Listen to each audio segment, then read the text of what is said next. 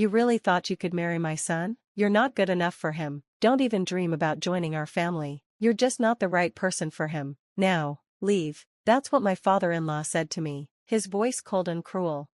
And as if that wasn't enough, my mother-in-law added, "You'd only go after Alex for his money anyway." My name is Kate. I'm 34 years old, and I've been working at the same company since I graduated from college. While many of my coworkers have moved on, starting businesses, getting married, or having kids, I've stayed, pouring all my energy into work. But that doesn't mean I'm just some lonely, career-obsessed woman. I actually have a fiancé, Alex. Alex and I met through work. At first, I thought of him as a hardworking and serious guy, but after collaborating on a few projects, we got closer. He eventually confessed his feelings, and we started dating. We've been together for a few years now, and recently, Alex proposed. While I was thrilled, I couldn't shake the nagging worries I had about our relationship. Alex is younger than me, which sometimes makes me feel self-conscious. He's always told me it doesn't matter, but I can't help wondering if it might cause issues in the future. There's also the matter of his family. His dad owns a successful business, and Alex works for him. Someday, Alex is expected to take over the company. I'd always been afraid that his wealthy, influential parents wouldn't accept me because I come from a regular family. When Alex proposed, I was overjoyed, but deep down, I worried if we could really make it work. Still, Alex's optimism always reassured me. My parents loved Alex from the moment they met him. They've been supportive of our relationship and are happy we're getting married. That gave me hope. Then came the day I was dreading, meeting Alex's parents. Their house was enormous, like something out of a movie. As soon as I saw it, I started doubting whether the clothes I had carefully chosen were fancy enough. Alex's world was so different from mine. He'd take me to upscale restaurants and book luxury hotel rooms for our trips, treating it all like it was no big deal. Yet, he never made me feel uncomfortable about my background or flaunted his wealth. "I love you for who you are, not for your looks or money," he told me once. Even though I doubted why someone like him would be interested in me, his sincerity made me believe in our love. That's why I was determined to win his parents' approval. "Don't worry, Kate," Alex reassured me. "I've already told them all about you." When we arrived, his mother greeted us at the door. "Welcome, you must be Kate," she said with a polite but distant tone. "Yes, it's nice to meet you," I replied nervously. She gave me a brief nod and led us inside. The living room was massive, and Alex's father was sitting on an expensive-looking sofa, waiting for us. Meeting his mother was nerve-wracking enough, but his father's imposing presence made me feel even smaller. "It's a pleasure to meet you. My name is Kate. Thank you for having me today," I said, trying to sound confident, though my voice trembled a little. Alex gave me a reassuring smile. "Don't be so nervous," he whispered softly. But his parents weren't smiling. They just stared at me coldly, making my nerves even worse. "Please, have a seat," his father said, motioning toward the sofa. I sat down, but almost immediately, his father said, "No." I froze. "Sorry, no to what?" I asked, confused. His mother nodded in agreement with him, her expression just as stern. "Hey, Mom, Dad, what are you doing? What's that supposed to mean? That's so rude," Alex snapped, stepping in to defend me. But his parents didn't seem to care. "How old are you?" his mother asked abruptly. "You look older." "I'm 34, I replied, bracing myself. 34? She said, raising her eyebrows. "You're 6 years older than Alex. How can we accept that? He should be with someone younger, not someone so old." Her words stung, but she wasn't done. "And at your age, isn't it too late for you to have children? We need someone who can give us grandchildren. Alex needs to marry a younger woman. That's just how it is." I had been afraid they'd bring up my age, but hearing it still hurt. "Also," she added, "you're still single at 34? That doesn't sound right. There must be a reason no one's married you yet. Maybe it's your personality?" "Mom," Alex exclaimed, furious, "that's not true. Kate is amazing. She has a great personality." His mother shot him a look. "Then why is she still single?" I took a deep breath, trying to keep my cool. I know being older might seem unusual, but I've been focused on my career. I wanted to work hard and achieve my goals. Marriage wasn't a priority for me until I met Alex. He changed that. I hoped my explanation would soften their attitude, but it didn't. "Work hard?" his mother said with a sneer. It's not like your job is anything special. Even if you work hard, it doesn't mean much if you're not making good money. Honestly, she continued, instead of working so much, maybe you should have spent more time making yourself presentable.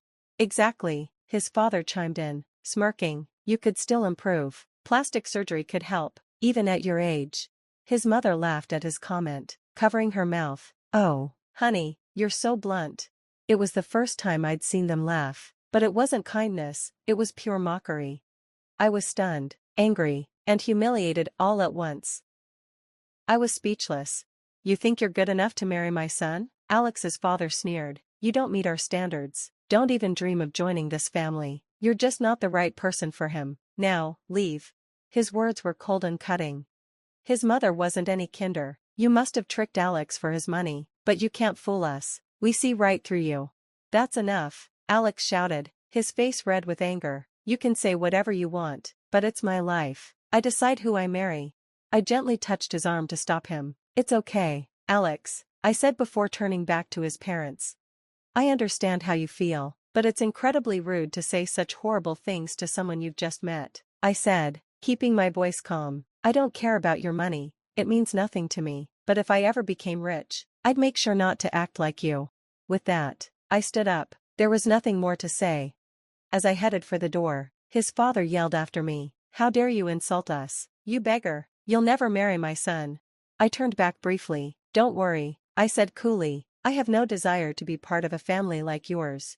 His father's face turned red with rage. You're disgraceful. I'd love to meet the parents who raised someone like you. I didn't bother responding. I walked out, fuming at their cruelty. Outside, Alex caught up with me, breathless. Kate, I'm so sorry, I can't believe they said those things. It was horrible, but maybe it's better this way. If we'd gotten married, dealing with them would have been a nightmare, he said. Then he took a deep breath and said, I've made up my mind. I'm leaving them. I'm not taking over Dad's company, and I'm quitting my job too. I was stunned. Alex, you shouldn't rush into something like this. I'm not rushing, he said firmly. I love you, Kate. We're together because of love, not money. I don't need them or their company. But I hesitated. Let's go to your parents' house, he said, grabbing my hand. We'll tell them everything. When we got to my parents' house, they were surprised by our sudden visit but welcomed us warmly. Over tea, we explained what had happened with Alex's parents. My father listened quietly, then finally spoke. Alex, your father's company, it's called Space C, isn't it? And his name is Patrick Smith? Yes, that's right. Why? Alex asked, confused. I thought so, my father said with a nod. Come on, let's go back to your parents' house. Dad, what's going on? I asked, startled. They said they wanted to know whose daughter you are, my father replied calmly. Let's show them.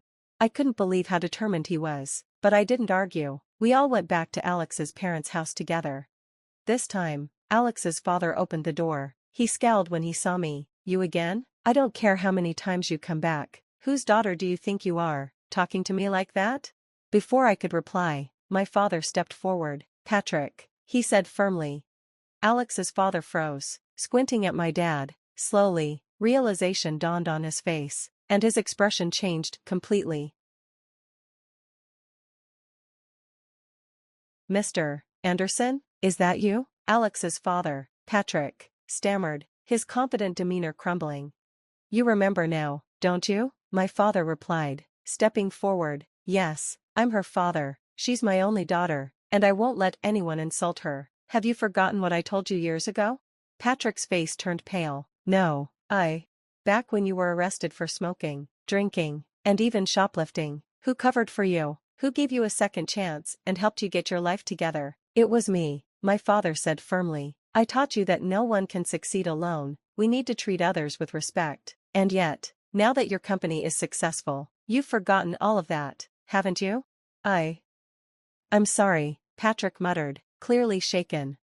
My father continued, his tone sharp. Being the president of a company doesn't make you better than anyone else. Success is no excuse to look down on people. Haven't I taught you that? Patrick hung his head, realizing the truth in my father's words. One more thing, Alex chimed in, glaring at his father. My boss always complains about stress. Are you harassing him, Dad? What? I'm just being tough on him because I expect more, Patrick defended weakly. My father shook his head in disappointment. You haven't changed at all. You're still the same arrogant man I knew back then. It's shameful, Patrick. He then turned to Patrick and demanded, apologize to my daughter for what you said to her. Patrick bowed his head to me. I'm sorry, Kate, he said, his voice low. Now you too, he told Patrick's wife. She hesitated but eventually followed suit, bowing and apologizing. I felt a wave of relief as they finally showed remorse. Then Alex spoke up. I'm done, Dad. I'm leaving this house and the company. I'm starting my own business and marrying Kate, just like I promised. His parents panicked. Wait, if you leave, who's going to take over? Patrick cried. You can't do this. We're counting on you, his mother added. I'm tired of being controlled, Alex said firmly. I want to prove myself on my own. Thanks for everything, but this is goodbye. He bowed politely and walked out, leaving them stunned. Later, I learned that Patrick had been one of my father's former students. True to his word, Alex quit his father's company and started his own business. I supported him while continuing my own career. His company grew quickly, and before long, we got married and began a happy life together. As for Patrick, his arrogance caught up with him. He was sued by employees for workplace harassment, which caused the company's stock price to plummet. Eventually, he was dismissed as president.